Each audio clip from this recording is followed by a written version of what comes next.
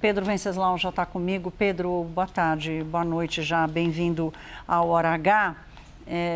Mais um episódio, como eu disse há pouco, é um vexame, né? Porque assim, é um vexame porque revela que tem um grupo de pessoas no Brasil, Pedro, que acha que decisão da justiça é enfeite de Natal. Entendeu? Assim, que não tem problema fugir e se colocar como como alguém que está sendo perseguido politicamente. Não tem nada de perseguição política aí.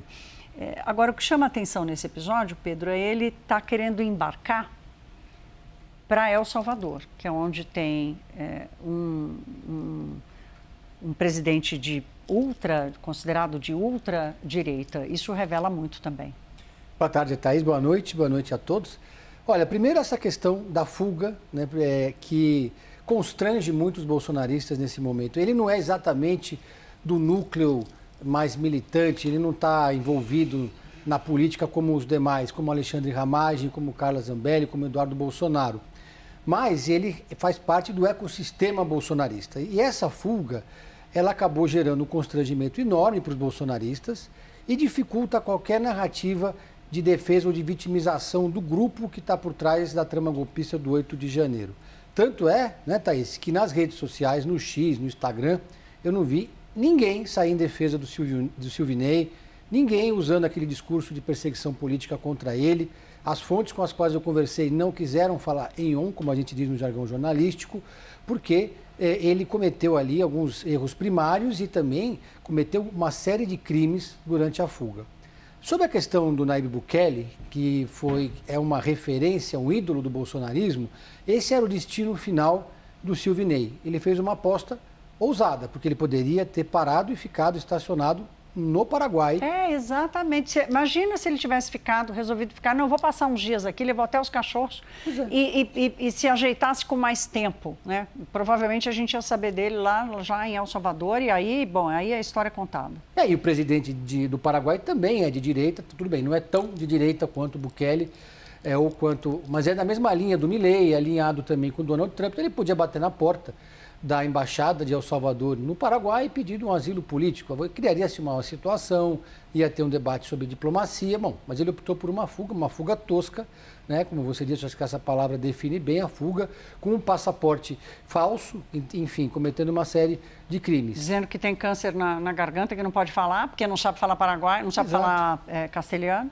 Exato. E aí é uma aposta, quer dizer, a Carla Zambelli optou pela Itália, imaginando que a primeira-ministra Giorgia Meloni, fosse acolhê-la politicamente, sair em defesa dela, não aconteceu, uma frustração muito grande.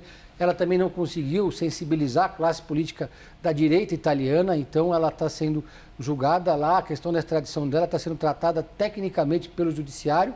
E até o momento a gente não sabe se o Ramagem vai conseguir sensibilizar a Casa Branca, o Donald Trump e o Departamento de Estado, porque ele também fez uma aposta de que poderia ser considerado um perseguido político e ficar nos Estados Unidos.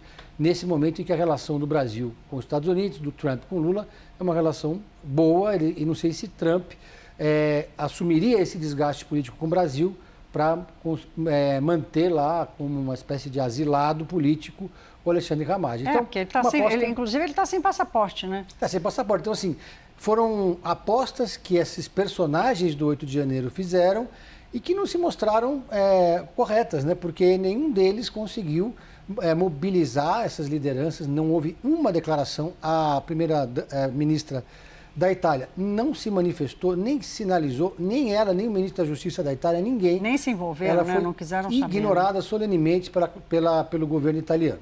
Né? E lá, até agora, o mesmo acontece com Alexandre Ramagem, apesar de Eduardo Bolsonaro estar nos Estados Unidos. E daqui a pouco pode ser a vez do próprio Eduardo Bolsonaro, porque agora ele também fica com esse problema do passaporte, não tem mais muita função lá nos Estados Unidos, já caiu. Não vai ter mais salário, porque perdeu o mandato. E nesse momento que os Estados Unidos fazem uma ofensiva contra os imigrantes, dificultando a vida de quem está querendo viver nos Estados Unidos, seria incoerente, inclusive, né, o Donald Trump permitir que ele continue ali nos Estados Unidos sem que haja uma mas você justificativa. sabe, Pedro, que eu já ouvi também o seguinte, né, que talvez seja assim, o Donald Trump fala assim, olha, eu reverti muito, mas deixa o menino aí, o filho do Bolsonaro aí, porque ele é muito próximo a Steve Bannon, que apesar de não estar na Casa Branca como esteve no primeiro mandato, que é um grande aliado, é um dos fundadores do movimento MAGA, o Make America Great Again, que elege Trump pela segunda vez, meio como assim, sabe, não, deixa, isso é pequeno, vamos fazer de conta que a gente esqueceu,